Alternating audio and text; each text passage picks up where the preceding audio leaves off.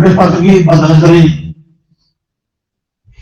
غیر عورتوں پہ نظریں ڈالنا، جھانکنا، خوشگپیاں ہانکنا، یہ کس قدر حرام و ناجائز ہے اور اس کا کتنا نقصان ہے، اور اس سے بچنے کا علاج اور حل کیا احادیث کی روشنی بیان ہو رہا۔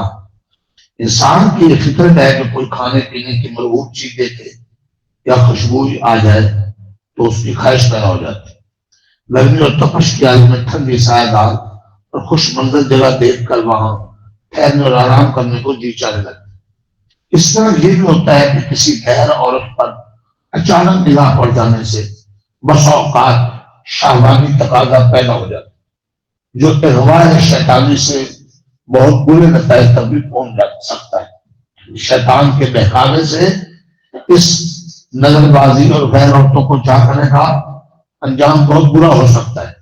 کم از کم آدمی ایک قسم کی بے چینی میں تو مبتلا ہو ہی جاتا ہے۔ نفس و روح کے معالج اعظم، ہمارے سب کے دلوں کے سب سے بڑے معالج کون ہیں؟ رسول پاک صلی اللہ علیہ وسلم نے اس میں اعلان بتایا ہے۔ اس روایت میں آج کے حدیث میں وہ علاج ہے۔ مسلم شریف کی روایت ہے، حضرت جابر رضی اللہ عنہ ہیں، رسول پاک صلی اللہ علیہ وسلم نے فرمایا ایسا ہوتا ہے کہ کوئی عورت شیطان کی طرح آتی جاتی ہے، کوئی عورت شیطان کی طرح آتی یا جاتی ہے، یعنی اس کا ڈھنگ اور اس کی چال آدمی کے لیے شیطانی فطرے کا سامان بن سکتی ہے۔ تو اگر کسی کو ایسا واقعہ پیش آئے تو کوئی ایسی عورت اچھی لگے اور اس کے ساتھ دلچسپی اور دل میں اس کی خواہش پیدا ہو جائے تو اس آدمی کو چاہیے کہ اپنی بیوی کے پاس جائے اور اپنی نفسانی خواہش پوری کرے۔ اس سے اس کی اس گندی خواہش نفس کا علاج ہو جائے گا۔ ظاہر ہے شادی شدہ تو اس کے لیے یہ علاج ہے، کمانا ہے تو کسی وجہ سے اخراجات بیوی کے میاں کے ذمہ ہیں، وہ اٹھانے کی سخت نہیں، یا کوئی اور مجبوری ہے تو پھر حدیث میں اس کا علاج روزے رکھا گیا۔ خواہشات بڑھ کے جذبات ابھرے تو روزے رکھ کر اس کو دبائے۔ شادی شدہ ہے تو بیوی کی طرف توجہ کرے، حلال تو ہے نا، یہ حرام سے بچ جائے گا، دل گندا ہونے سے بچ جائے گا، پکڑ سے بچ جائے گا۔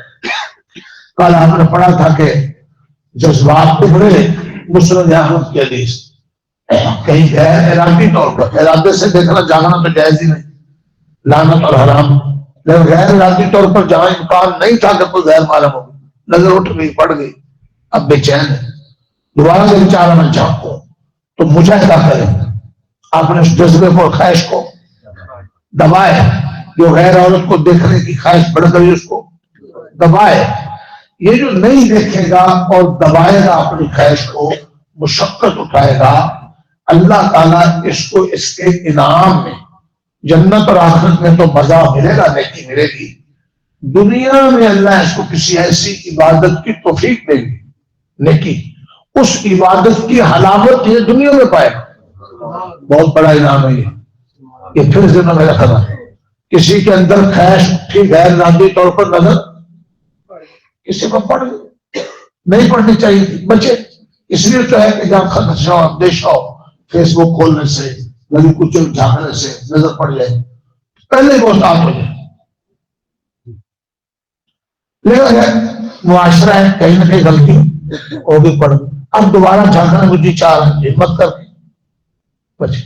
یہ جو اللہ کے لیے ہمت کر رہا ہے، مشقت اٹھا رہا ہے اور بچ رہا ہے، اس کا صلہ اللہ ایسی ایسی نیکیوں کی توفیق دے گا، عبادات کی، جن کی حلاوت اور مزہ جو آخرت میں ملنا ہے، انعام تو ملنا ہے، دنیا میں اس کو مزہ ہے، کتنا بڑا انعام۔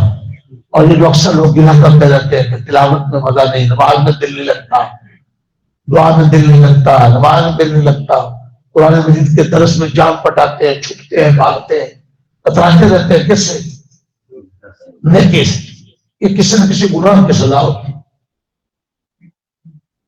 تو جن کو نیکی کرنے کو جی چاہ رہا ہوتا ہے، زیادہ عبادت میں، نماز میں، نیکی میں تلاوت دل لگ رہا ہوتا ہے، یہ کسی نہ کسی گناہ سے بچنے کا انعام۔